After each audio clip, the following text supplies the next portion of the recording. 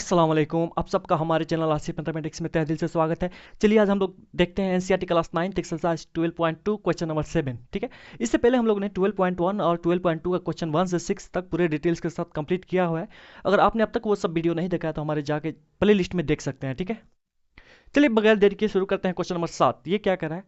एक पतंग तीन भिन्न भिन्न मतलब अलग अलग, एक पतंग तीन अलग अलग शेडों के कागज से बनी है। ठीक है, मतलब कहना क्या चाह रहा है, कोई पतंग है जिसको बनाने में तीन अलग अलग रंगों का कागज यूज हुआ है। सीधी सी बात है, जैसा कि इन्हें फिगर में आकृति में दिखाया गया है, पार्ट 1 पार्ट 2 और पार्ट 3 से दर्शाया गया है। ठीक है, इसको बोल रहा है पार्ट 1, इसको बोल रहा है पार्ट 2, इसको बोल रहा है पार्ट 3। ठीक है, पार्ट 1 किसी और रंग के कागज है, पार्ट 2 में किसी और रंग का कागज यूज हुआ है, पार्ट 3 में कोई और रंग का कागज यूज हुआ है। ठीक है, जैसे मैंने यहाँ रंग दिया है, ये ब्लू है, ये व्हाइट है और ये क्या है, रेड है।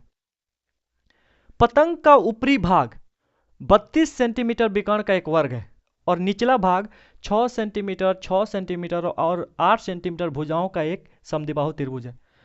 पतंग का ऊपरी भाग देखिए, यहां से बोल रहा है वो पतंग का ये ऊपरी भाग है और यहां से बोल रहा है ये पतंग का निचला भाग है।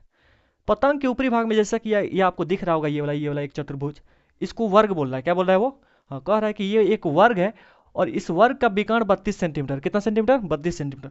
तो जाहिर सी बात है ये भी 32 होने वाला है, ये भी 32, वर्ग के विकर्ण बराबर होते हैं ना।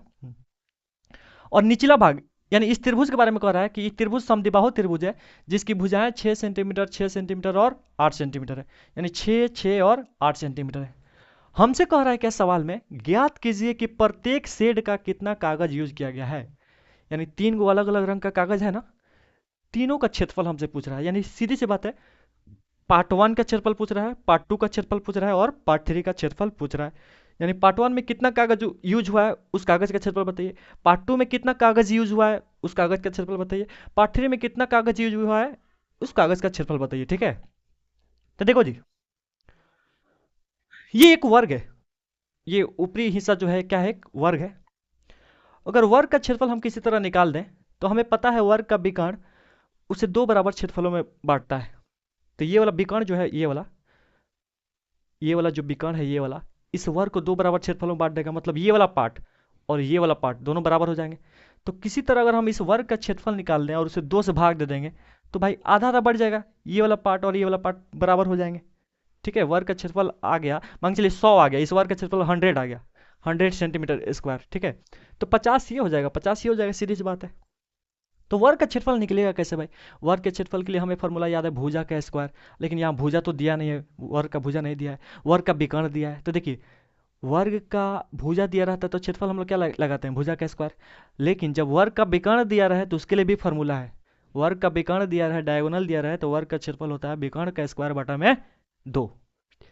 तो यहाँ से हम लोग निकाल सकते हैं, और हीरोन के सूत्र से इस त्रिभुज का क्षेत्रफल निकाल सकते हैं, तीनों भुजाएं हमको पता है। तो चलिए सॉल्यूशन देखिए। ठीक है, अच्छा सॉल्यूशन देखने से पहले कुछ इसका हम लोग नाम दे देते हैं इस फिगर का। ठीक है, ए बी, इस वाले पॉइंट को नाम देते हैं सी, इसको डी, ठीक है, इसको ई और इसको F, A B C D E और एफ।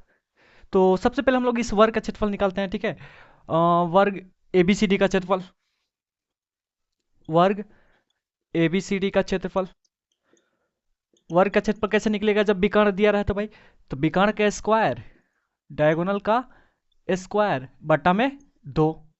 विकर्ण कितना दिया है सवाल में, 32 दिया है, तो 32 का स्क्वायर बटा में 2।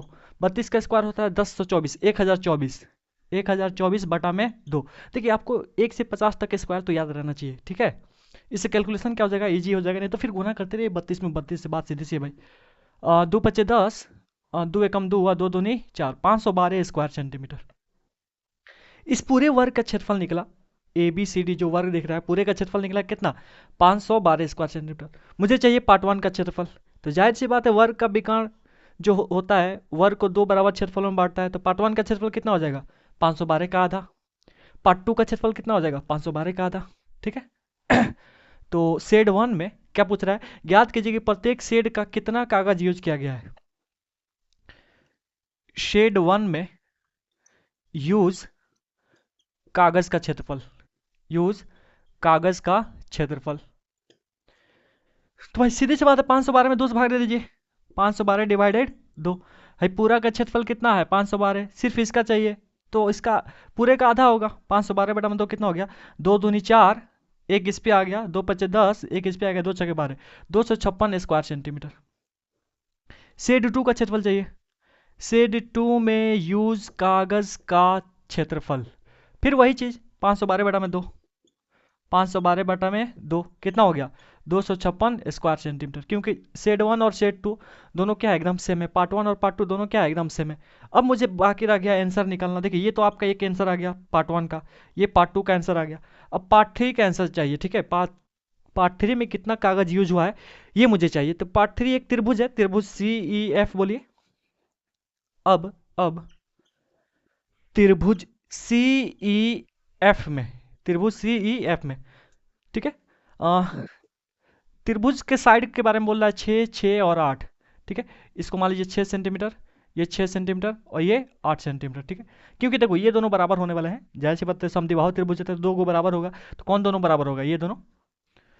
इसको हम लोग मान लेते हैं ए, इसको बी और इसको सी। क्योंकि हीरोन का सूत्र अप्लाई करना है तो एस निकालना पड़ेगा, और एस निकालने के लिए आपको a+b+c/2 चाहिए, ठीक है।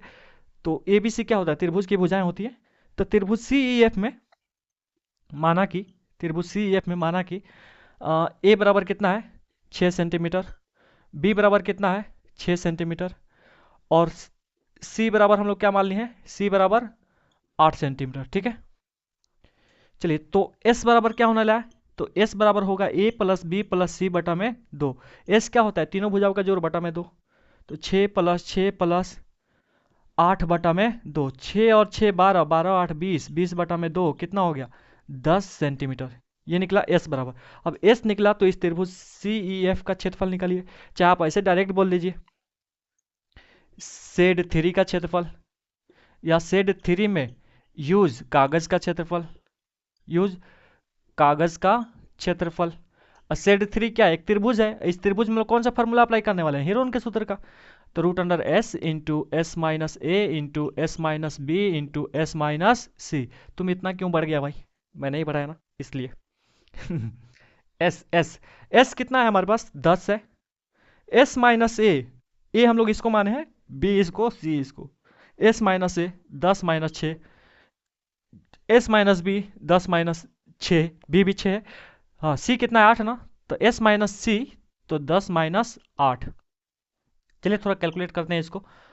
10 का 10, 10 में से 6 गया, कितना बचा भाई 4, ठीक है। अब गुना में 4 लिख देता हूँ, अकेले रहता तो ब्रैकेट में देने की जरूरत नहीं है।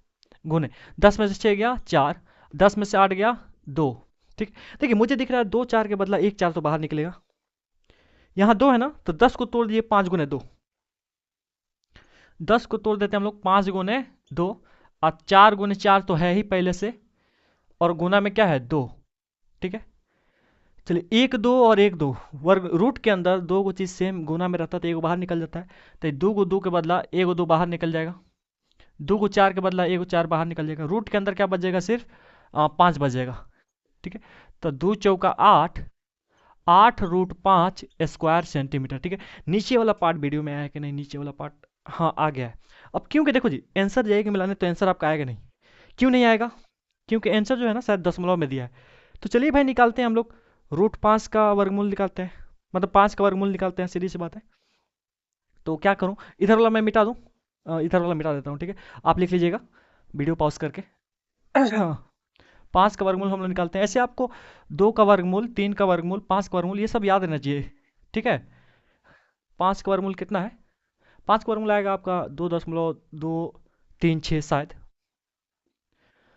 2 दूनी 4, अरे यहाँ पे 4 मैं क्यों दे दिया भाई, 2 2 को बदला 1 को 2, 2 दूनी 4, 5 में से 4 गया 1। इसको जोड़ते हैं हम लोग, जोड़ दीजिए। कुछ है कि उतारे नहीं, तो पॉइंट बैठा के कितना 2 को 0 देते हैं। यहाँ पे क्या बैठा हूँ किसके करीब आ जाए 2 2, 3 3 बैठाएंगे तो ज़्यादा आ जाएगा। देखिए 3 और 3 बैठाएंगे तो ज़्यादा आ जाएगा, 3 3 का 9 और 3 चौका 12, 129 आ जा रहा है। तो 2 दूनी 4, 2 चौका 8, 100 में से 84 गया 16 बचा ना, 10 में से 4 गया 6, 9 में से 8 गया 1। इसको हम लोग जोड़ते हैं, 2 और 2 4 और 4 का 4, 2 2 को बदला 1 2। यहाँ पे क्या बैठा हूँ कि इसके करीब आ जाए, यहाँ कुछ भी बैठेगा तो ज़्यादा आ जाएगा भाई। तो फिर पॉइंट का बदला 2 0, 4 चौका 16 ज़्यादा आ जाएगा, तो 3 3 बैठाइए, 3 3 का 9, 3 चौका 12 के 2 हाथ में 1, 3 चौका 12 और 1 13, 10 में से 9 गया 1, 9 में से 2 गया 7, ये 5 बचा, 5 में से 3 गया 2, 1 में से गया खत्म, 2 3 का बदला 1 3, इसको हम लोग जोड़ते हैं, 3 और 3 6, 4 का 4, 4 का 4, पॉइंट का बदला फिर 2 जीरो।